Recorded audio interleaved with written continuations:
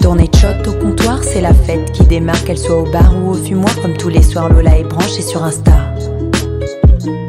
Snap au réveil le lendemain, histoire de trouver du soutien. Une foule d'amis qui compatit, Lola est accro à l'appli.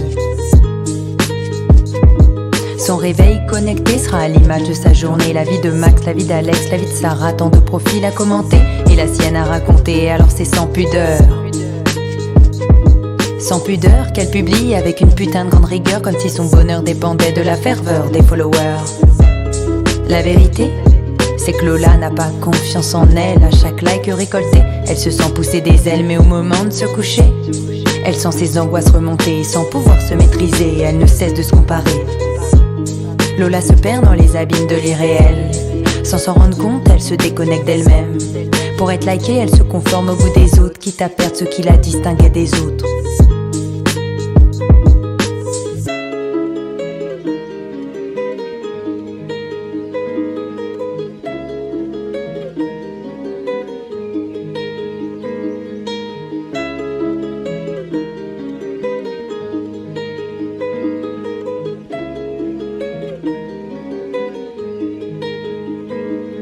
Connectée aux autres, déconnectée de soi.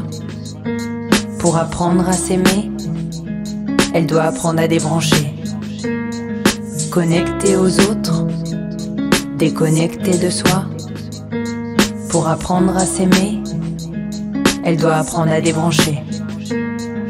En grandissant, Lola conserve tous ses mauvais réflexes et son complexe qu'elle publie tous les détails de sa vie, sans même capter que les réseaux épient la moindre de ses infos.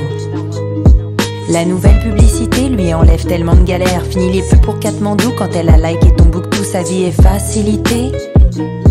Mais sans même le capter, Lola s'est faite emprisonner. La voilà qui est piégée, prédisposée à consommer.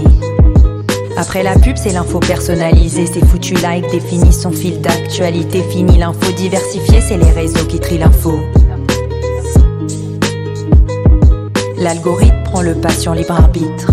Elle n'est plus confrontée à la diversité de pensée, alors son esprit critique ne peut plus s'exercer. La voilà qui est piégée, prédisposée à ne plus penser.